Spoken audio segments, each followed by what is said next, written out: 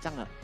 Dan Cowoknya bakal di XP. ya. Dan kalau udah cowok XP dengan lihat adanya Link ya udah nggak usah dipikir panjang lagi, mendingan ngambil ke arah ofensif. Oke, apalagi nggak ada Lolita yang akan coba untuk menghindari dari Meteor Shower yang dimiliki oleh Chang'e. Ditambah lagi mungkin kalau Geng Kapak akan punya Radiant Armor sebagai item wajibnya. So, ini Itu udah wajib banget. menarik banget untuk kita saksikan game kita yang kedua. Geng Kapak berhadapan dengan Onyx Prodigy. Pertandingan hidup mati antara Onyx dan juga Geng Kapak. Kalau Geng Kapak bisa menangkan game ini tentu 2-0 akan menjadi hak dari anak-anak Geng Kapak. Tapi kalau misalnya Onyx Prodigy bisa setidaknya dapat 1 poin di game kali ini, berarti mereka bisa menambah asa untuk masuk ke game yang ketiga. So, masih ditemani oleh Gio, Mirko, dan juga Choji. Iya, kalau kita lihat di sini, kalau dari komposisi, oh my god, flame shotnya hampir mendapatkannya, memaksakan Vmornov untuk menggunakan retribution untuk buff pertama, dan itu juga kurang efisien sih kalau pakai retribution, soalnya tinggal 200 health. Jadi sekarang Ray lagi-lagi bisa mendapatkan keunggulan sedikit dengan Little Wonder-nya, clear-nya juga bakal sedikit lebih cepat dengan dia bisa utilize retribution 2 kali ke arah buff-nya. Dan lagi dan lagi men, Rinasmi masuk ke dalam jungle musuh, Vmornov keganggu. Oke. Yes. Ini sih dari awal tim Geng Kapak udah benar-benar agresif di arah early ya. Mereka seperti berpegangan bahwa kita kalau early-nya nggak dapat kita bakal kalah. Iya. Karena kalau misalkan kita lihat dari grafiknya, memang seperti itu keadaannya. Adanya Link, adanya Kagura, kalau misalkan nggak bisa nyampe setidaknya stabil sampai ke menit 10, Link bakal susah untuk inisiasi. Iya. Damage utamanya bakal datang dari Kagura dan juga Brody, dan itu bakal berat banget. Apalagi kalau misalkan kita lihat dari junglernya Onyx, ada di tangan Hayabusa. Wah, ini nih kalau kita lihat di area atas, Moon sendiri udah mulai dicoba ganking oleh Fredo Kitty dan juga Watts Priadi. Tapi kehadiran Samo HT langsung mencoba untuk membubarkan formasi dari anak-anak Geng Kapak. Sementara itu, ini yang dibutuhkan Ray, purple buff. Dia harus coba untuk bisa mengamankan hal tersebut supaya dia bisa dapat energi dan bisa join team fight dengan Tempest of Blade yang mungkin saja memporak-porandakan formasi yang dibuat oleh Onyx Prodigy itu sendiri. Tapi selain 2 detik lagi, turtle yang pertama akan segera muncul di lane of Dawn. Iya, kalau kita dari komposisinya itu, udah ada engage yang dilakukan oleh seorang Ando. Samo HT harus hati-hati, udah ada Ray yang maju ke arah depannya menggunakan Divine Blade-nya, tapi tidak bisa. Flame shot yang sangat baik, langsung ke arah belakang tarafnya. First blood diamankan oleh Geng Kapak. Wow, Samo HT menjadi korban pertama kali ini dari pertempuran barusan, tapi Gemini kali ini mencoba untuk merusuh ke arah depan. Skugnu, Ragnu, Usna udah dikeluarkan dan satu The Way of Dragon salah arah, tapi dibalas dengan adanya 1 buah Falling Star Moon karena seorang Gemini mengusir mundur. Tapi si lain, lihat Vmornovnya, dia kuat shadow ke arah depan dan dapat Ando di garis belakang. Ini ya, again, kalau kita ngomongin komposisinya dengan komposisi Onyx, Selena, Cho, Clint, mereka itu mau kontes di arah early game-nya bersama juga dengan Hayabusa. Tapi masalahnya itu mid prio itu yang paling penting di early game. Kalau siapapun yang menang mid, mereka yang bakal kontrol early game-nya. Dan Chang'e itu bakal susah banget. Chang'e itu nggak bisa kontes kalau di early game. Sampai dia level 4 baru dia bisa melakukan kontesnya. Tapi lihat, turtle bala gratis, neutral objective, dan juga rotasi map itu semua dikontrol oleh Geng Kapak. Karena mid controlnya loh. Bener. Udah ya kalau kita bilang, sudah ada sedikit angle tambah dengan Tempest of Blade. Dan Maipan, Zuzuzu akhirnya harus hilang. Tapi Vmornov mencoba untuk mendapatkan satu Fredo Kitty. Tapi nggak bisa begitu saja karena udah di backup oleh Ray dan juga Ando. Ini benar kata Mirko di sini. Gue lihat memang Chang'e bakal cukup cepat clearing minion di area tengah. Dan itu membuka Selena untuk semakin visionnya terbuka lebar ke arah depan. Ini ternyata direspon dengan Fredo Kitty dan juga adanya Ando di depan sana. Bahkan mereka dapat beberapa poin kill. Ini malah menjadi hal yang sulit bagi anak-anak Onyx Prodigy. Gimana ya? Maipan udah 0-2. Ini udah terbalik dari game yang pertama ya. Dimana Maipan itu 2-0 actually di awal ya. Jadi dengan ini kita lihat clear-nya udah susah, posisinya udah susah, dan sekarang gold itu juga udah tambah, bakal build up terus. GPX juga dengan ini, Selenanya tambah lama bakal tambah susah juga gak sih? Dia untuk buka mapnya, taruh Abyssal Trap-nya, gak mungkin bisa dalam-dalam. Jadi mereka juga gak bisa utilize hero-hero snowballing mereka gitu loh. Efek dari wave minionnya selalu dimajukan juga, dan juga saling tarik ulur yang dilakukan oleh Geng Kapak ini bagus banget mengatur ritme permainan mereka. So, ini udah mulai ada ganking ke atas, Lele-nya terkonek dan Watt kali ini dalam ancaman yang cukup besar. Tapi Watt masih bisa melakukan top part memoris ke arah belakang dan bahkan teman-teman dari Onyx Prodigy.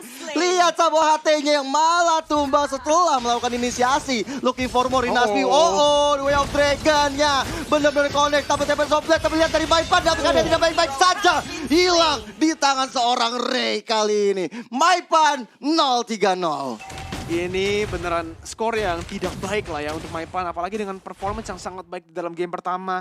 This time dengan Chang'e dia kelihatannya memang agak kesusahan sih, karena nggak bisa blame dia juga. Ini komposisinya itu nggak banget untuk dia ya kan. Walaupun Vimornov bisa mendapatkan retributionnya ke arah purple buff-nya, masih ada Samohate coba melakukan engage ke arah depan, tapi masih ada Ando, harus berhati-hati sekali. Dan Turtle yang kedua bakal langsung spawn di arah atas. Kelihatannya sih bakal free.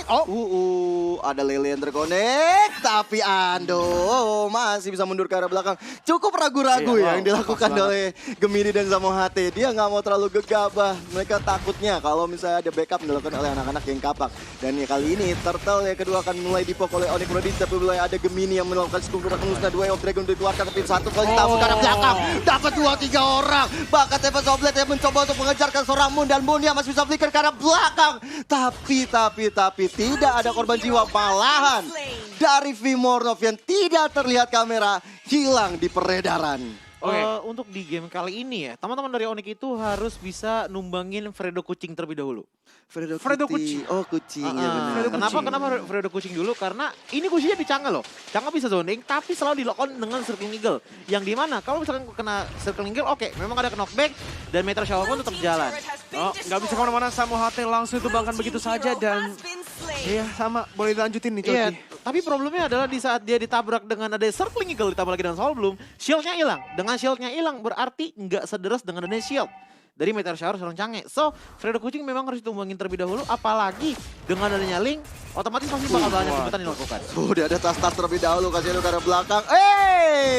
Nggak bisa dicuri, tidak bisa dicuri juga, tapi sampai dikeluarkan sama dengan ada Zero Kill, tapi Vimornov terlalu offside dan akhirnya menjadi bulan-bulanan warga geng kapak. Tapi sisi lain dari Munia kali ini mencoba untuk maju ke arah depan, mencoba dapetin satu member lagi dari geng kapaknya.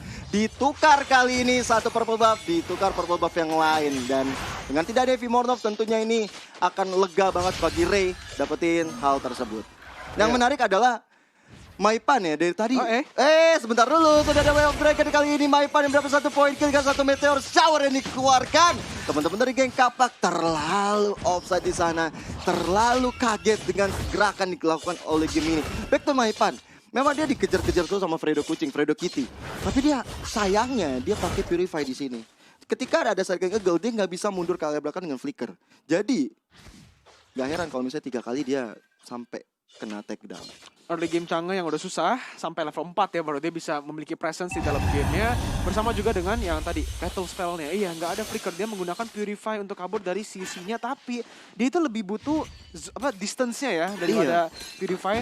Tapi sama aja sih, sekarang udah dikontrol oleh GPX. Vimornov maju ke depan, Zero Kill sudah digunakan. Tapi masih ada seorang Fredo Cutie yang langsung melakukan engage lagi ke arah depan. 1 lawan 4. Kita lihat di sini belum ada snowballing, belum ada follow up yang bagus dari tim GPX. Tapi akhirnya game ini bakal langsung di stop up begitu saja. Tonapa Memory bakal langsung mendapatkan killnya. Di mana belakangnya tidak ada ability yang kena. GPX masih bisa melakukan kiting, flame shot yang sangat bagus. Masih ada stunnya. Vimornov ditumbangkan. Double kill for Awad Supriyadi. Maipan coba untuk kabur tapi nggak bisa kemana-mana. Langsung dikejar-kejar terus. Dan triple kill untuk seorang Watt di menit yang ke-8. Sudah aku bilang, dengan tidak adanya flicker tentu Maipan akan jadi bulan-bulanan warga dari geng kapak. Dan mereka mendapatkan satu inner turret ya. Dan ini dia replaynya Coci. Oke, sebelum gua mulai ke arah replaynya, ingat Brody sudah mengamankan Blade of Despair di menit ke-5. So, udah nggak heran banget kenapa damage-nya masuk. Tapi yang benar-benar keren adalah di sini permainan dari Maipan memang udah bagus banget untuk menggocek sana sini. Tapi yang menjadi problem adalah memang dari payungnya Kagura dan juga sedikit stun dari Brody membuat Maipan pun tidak bisa bakal apa-apa lagi. Wow, Maipan menjadi korban lagi dan lagi. Bakal ada 2 member dari Onyx Prodigy harus hilang. Ini geng kapak benar-benar owning. 2 berbanding 14 poin kill yang diamankan membuat mereka semakin perkasa. Tapi Lele Connect, Kasorari Nasmi dan Samohate masih bisa mundur ke belakang. Ternyata tidak. Karena Ray siap untuk mengejar dan menghancurkan tubuh dari Maipan. Oke, kita nanti abis ini harus interview. Kita tanya, mereka itu dendam apa sama Maipan? Maipan tuh kenapa nih? Si Maipan 1-5 tadi baru respon Bio. Choji Karena baru kebalikannya, respon. karena kebalikannya. Di saat tadi Choji bilang bahwa Fredo Kitty harus bisa numbangin ke arah Maipan, ya Maipan pun juga harus selalu ditumbangin oleh teman-teman dari Geng Kapak. Karena kenapa? Permainan dari teman-teman Geng Kapak ini, mereka memiliki tempo yang dimana biasanya, ini kita ngomongin dengan BPM ya, bis per menit ya. Dia lagi 100 nih di menit kelima. Menit ke-6, 120, 150, 180, dan keep going up terus-terusan. Kalau misalkan mereka memang udah confidence, ya udah memang lebih better dikitin aja. Oke, tapi The Watt yang langsung di take down begitu saja. Satu sudah diamankan, tapi lihat ada belakangnya masih langsung bisa menangkap seorang Vimornov. Moon is next, coba untuk maju ke depan lagi dan lagi. Dan Asmi Point Star Moon tidak kena, flame shotnya bisa connect. Tapi udah ada Ray, Tempest of Blaze karena belakang mendapatkan satu, coba untuk mendapatkan lebih. Double kill sudah diamankan, tapi Gemini dan Maipan masih bisa melakukan move back maneuver lah ya. Yes. Sekarang itu dimana purple buff-nya bakal menjadi pilihan untuk GPX untuk setup ke arah Lord-nya. Wah, ini udah ada Gemini Grace depan sana memberikan informasi. Tas dari Ando memberikan efek mental ya kayaknya. Iya, dan dilihat dari itemnya, dari Waduh, linknya pun waduh. udah ngambil ke arah di mana Hunter Sword, War X, dan juga Endless Battle. Ditambah lagi Brody-nya. Udah ada Blade of Despair sama Malefic. So dari segi damage, teman-teman dari Geng Kapak udah sangat-sangat baik sekali. Tapi lihat, perhatikan dari teman-teman Onyx. Hanya ada satu item defense saja dan itu dari Cho. Selena, Chang'e, Cho, Clean, dan juga Hayabusa tidak ada item defense sama sekali. So, ini udah bisa dibilang menjadi sedikit walking park juga untuk teman-teman dari Geng Kapak. Karena kenapa?